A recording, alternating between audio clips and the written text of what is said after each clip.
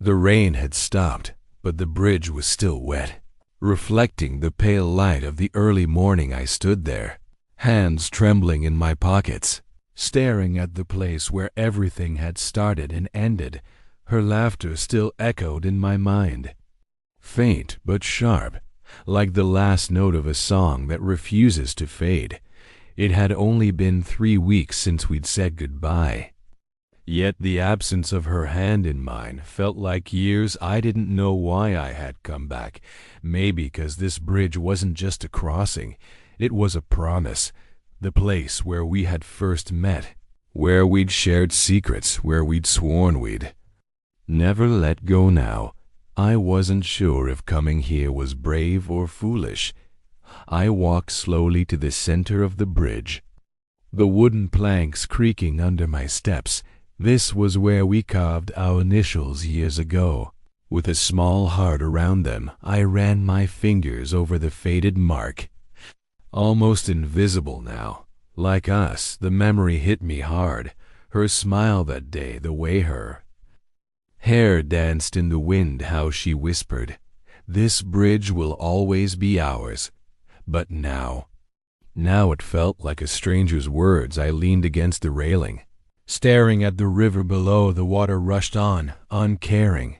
Like time, I thought about the fight, the words I couldn't take back, the way she turned, eyes full of tears, and walked away. "I'll never come back," she had said, and yet here I was hoping for something I couldn't name. Then I heard it, a soft sound of footsteps behind me, slow, familiar. My heart froze. I turned, and there she was, Ethan. Her voice was soft, almost uncertain, as if saying, my name might break something fragile between us. For a moment, I forgot how to breathe. She looked the same, and yet different. Her eyes held the same warmth I had fallen in love with, but also a sadness I couldn't bear to see.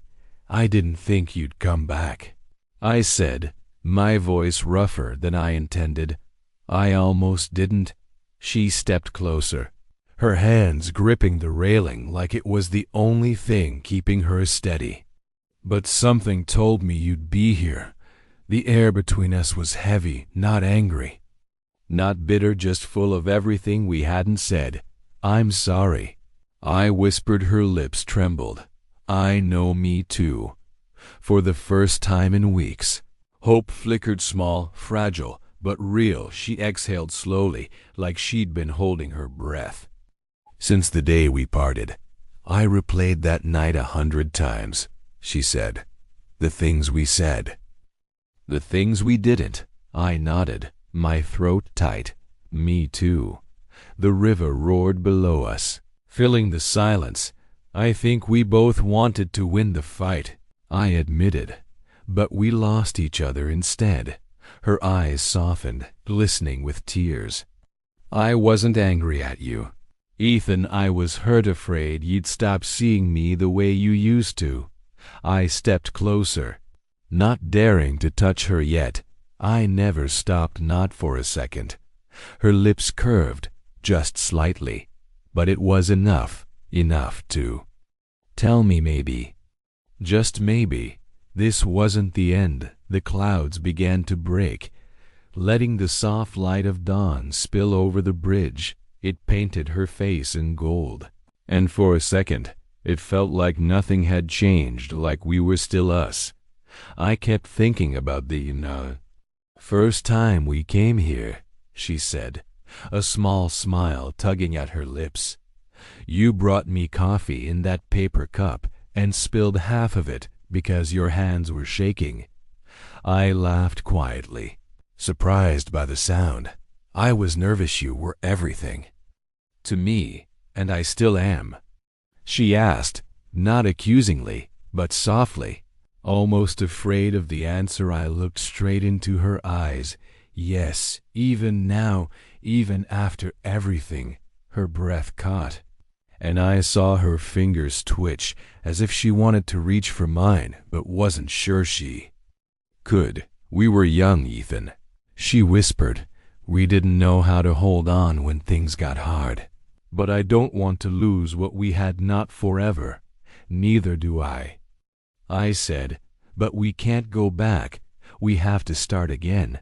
She nodded, and for the first time in weeks, hope didn't feel so far away. I reached for her hand, slowly, like testing fragile glass.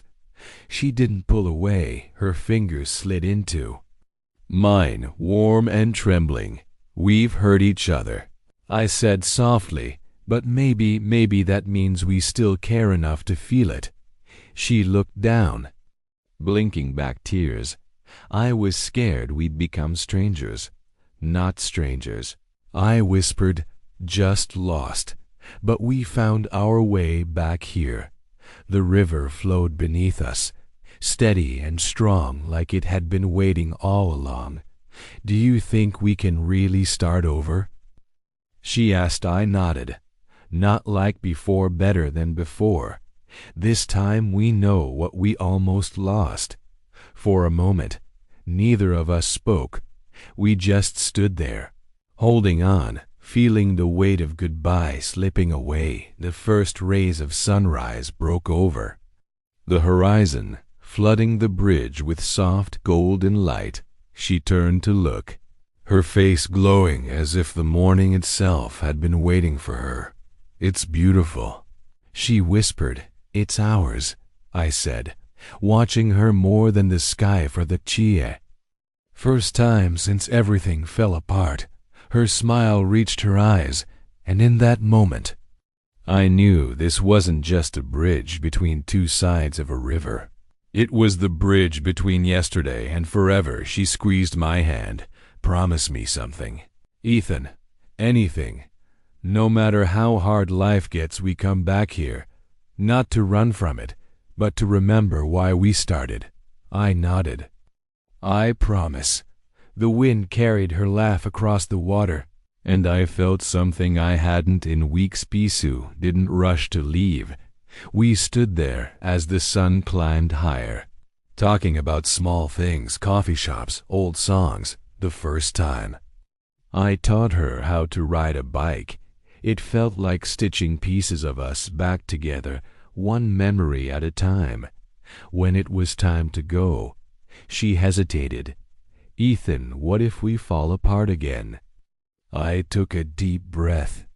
Then we'll fix it. Together. Love isn't about never breaking. It's about choosing to mend what matters. Her eyes softened, and she leaned her head on my shoulder. Then let's keep choosing. As we walked off the bridge, I felt lighter, like I was carrying hope instead of regret, and I knew, deep down, that some places aren't just made of wood and stone. Some places hold promises strong enough to last a lifetime.